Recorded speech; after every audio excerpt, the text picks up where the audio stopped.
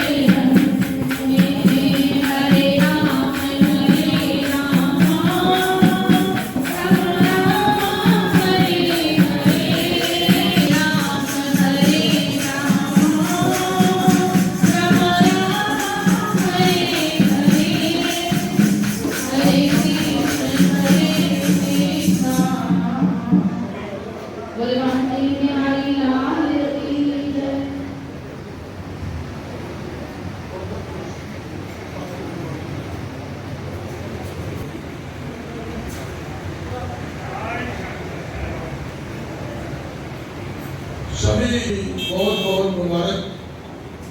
व्यास गति के विराजमान पूजनीय बाल व्यास भैया जी, तो मेरे हर्ष की बात है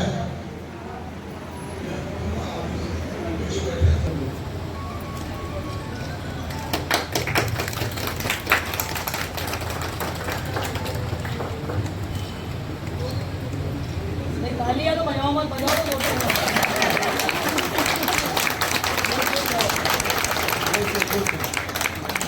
का रास्ता अच्छा नहीं लगता ना। हम लोग देश के लिए इतना लगते हैं, आप लोग ताली बजाना। श्री कृष्ण।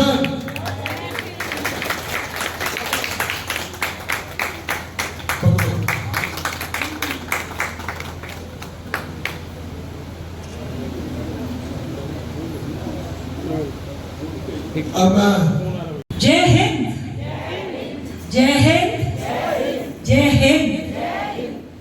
आज जन्माष्टमी के इस पावन अवसर पर मैं कमल सिसोदिया, कमांडेंट सीआरपीएफ, आप सबको सीआरपीएफ के समस्त जवानों और कार्मिकों की ओर से बहुत सारी शुभकामनाएं देती हूं।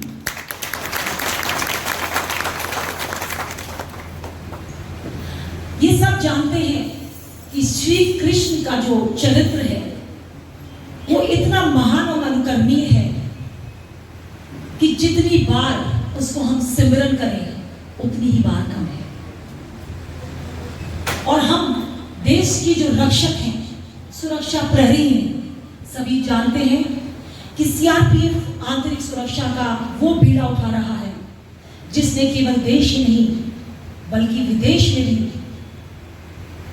हर कोने कोने में जाकर अपनी वीरता और शौर्य का परचम लहराया। और आप लोगों को ये जानकर खुशी होगी कि केवल पुरुष ही नहीं, हमारी भारत की बेटियां यानी कि महिलाएं, महिला अधिकारी, महिला जवान और महिला अधीनस्थ अधिकारी भी न केवल देश की सीमाओं के भीतर बल्कि विदेशों के कोने कोने में जाकर अपनी वीरता और अपनी बहादुरी के साथ एक नया इतिहास रच रही है। और आज कृष्ण जन्माष्टमी के दिन मैं आपको बताना चाहूंगी कि ये शौर्य, ये पराक्रम, ये भावनाएं कहीं ना कहीं हम उनके चरित्र से भी ग्रहण कर सकते हैं। ऐसा कौन है जो नहीं जानता कि गीता में क्या हुआ, महाभारत में क्या हुआ। एक ऐसा व्यक्तित्व, एक ऐसा चरित्र जिसने बिना हथियार उठाए महाभारत के युद्ध की संरचना और इतिहास को पलट के रख दिया, वो श्री कृष्ण है।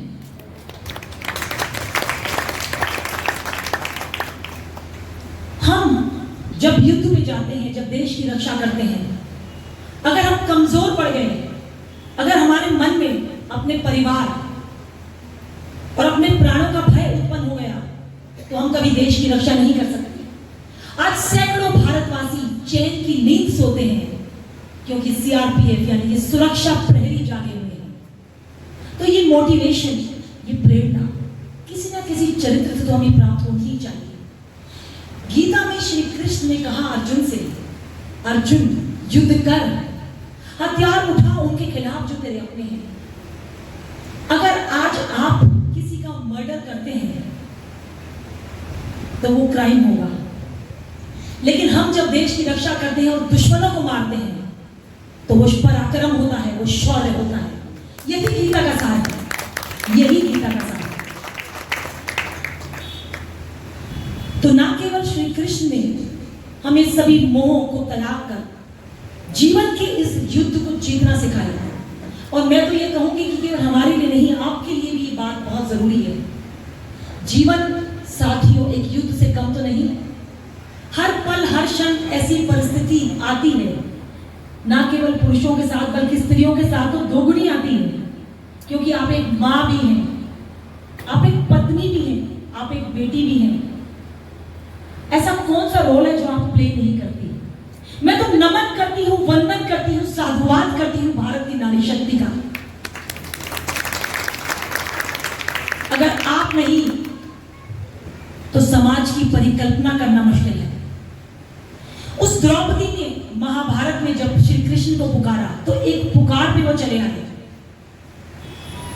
चाहे कितने ही युग बीत गए हों, लेकिन उस परम शक्ति से जो हमारा रिश्ता है, श्री कृष्ण से जो हमारा रिश्ता है, वो ऐसा है जैसे शरीर का सांसों से होता है, दीपक का बाती से होता है। और आज आपको मैं बताना चाहूंगी कि उस श्री कृष्ण से जो मेरा रिश्ता है, जो मुझे यहाँ खींच के लाया है, वो आज का नहीं है, मेरे जन्म से है।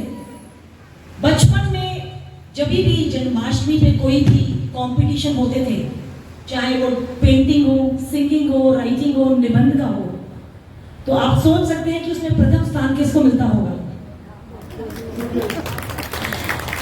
मैंने आपको पहले ही बताया, तालियां बजानी है तो पूरे दिल से बजानी है। इससे आपको दो फायदे होते हैं, तो हार्ट अटैक नहीं होता, और दूसरा अपने अंदर जोश आता है। जो आदमी जोश में रहता है वो जीवन का आनंद लेता है। तो हर जन्माष्टमी में मुझे श्री कृष्ण की किसी भी कंपटीशन में प्रथम पुरस्कार मिला, और मेरे जीवन का जो सार है वो उन्हीं से शुरू होता है, उन्हीं से खत्म होता है।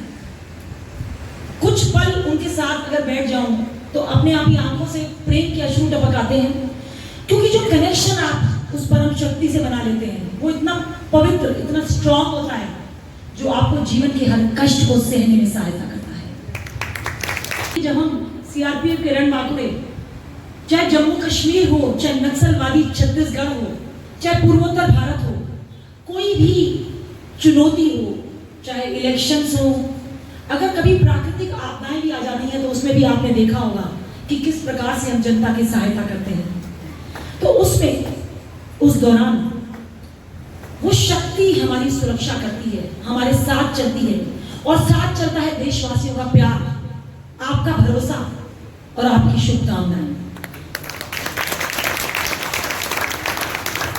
तो आज कृष्ण जन्माष्टमी के दिन अगर आप कुछ देना चाहते हैं भारत के वीर जवानों को, तो अपनी शुभकामनाएं दीजिए, उनकी लंबी आयु की कामना कीजिए, ये प्रार्थना कीजिए कि जब वो रिटायर हो तो सकुशल उनके हाथ पैर सलामत हो, क्योंकि बहुत से मेरे भाई हैं जिनके पैर नहीं है, जिनके हाथ नहीं है, जिन्होंने युद्ध में कितनी गोलियां खाई हैं। तो ये शुभकामनाएं अगर श्री कृष्ण जन्माष्टमी के दिन ये आशीर्वाद आप देश के प्रहरियों को देंगे तो ये आपका सच्चा आशीर्वाद होगा।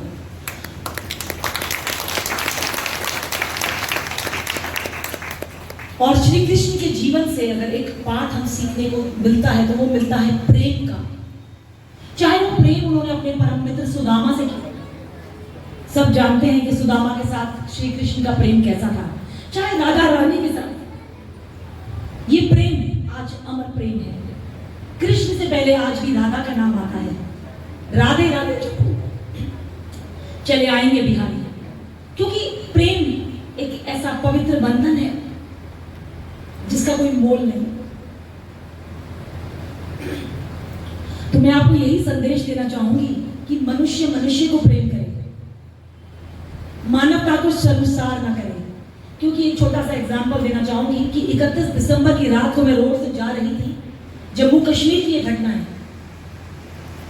उस दिन सब जानते हैं कि न्यू ईयर की पार्टीज होती हैं, सबको जल्दी होती है पार्टीज में जाने की। एक व्यक्ति का मोटरसाइकिल से दुर्घटना हो गया और रोड पे हाईवे में वो पड़ा हुआ है, खून से लथपथ। लोग उसके बगल से दौड़ाती हुई गाड़ियां लेके जा रहे हैं, निकल रहे हैं, देख रहे हैं, लेकिन किसी ने भी एक पल रुक कर उसकी सहायता करने की कोशिश नहीं की। तो मैं वहां से गुजर रही थी, शायद ये कनेक्शन था मेरा, ये ईश्वर चाहता था। तो वहां से गुजरते हुए जब मैंने देखा उसको खून, तो सब कुछ रोक कर उनकी मैंने जान बचाई, नहीं तो कोई ना कोई ट्रक का पहिया उनके ऊपर से निकल चुका होता। और उसके बाद जो उनकी पत्नी मेरे पास काफी कुछ समय बाद आई, तो लिटरली वो पैरों में गिर गई, जबकि वो बहुत बड़ी एडवोकेट थी और वो भी किसी बड़े उसमें थे, लेकिन मैंने सिर्फ एक मानवता के नाते उनकी सहायता की। तो उनकी ये शब्द थे मुझे जब वो ठीक हुए कि मैडम मैं भी कभी किसी के लिए रुकता नहीं था रोड पे, लेकिन आज के बाद ये वचन देता हूं कि मानव होने का कर्तव्य निभाऊंगा, इंसान होने का कर्तव्य निभाऊंगा। तो यही मेरी आप लोगों से अनुरोध रहेगा कि सबसे बड़ा रिश्ता प्रेम का रिश्ता इंसान के प्रति होता है। तो ये हमें श्री कृष्ण ने सिखाया है। अगर सही मायनों में आप इसको अपने जीवन में चरितार्थ करेंगे तो आप अपने जीवन को आनंद से जी पाएंगे, आपके चेहरे पे एक नूर होगा और आपका जीवन बहुत खूबसूरत हो जाएगा। और अंत में अपने इस वक्तव्य को मैं समाप्त करना चाहूंगी आप सबके लिए 2 पंक्तियों के साथ। जितनी भी मेरी भारत की माताएं हैं, बेटियां हैं, बहनें हैं, वो उस जुगनू की तरह हैं जो अपनी रोशनी से इस समाज को महका रही है, जगमगा रही है, जो इतनी मेहनत करती है जिसके बदले में वो कोई तनख्वाह नहीं चाहती, घर भी चलाती है, बाहर का भी देखती है। तो उनके लिए मैं अपनी पंक्ति डेडिकेट करना चाहती हूँ।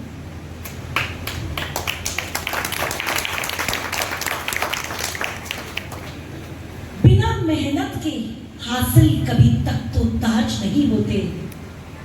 जी हाँ, बिना मेहनत के हासिल कभी तक तो ताज नहीं होते।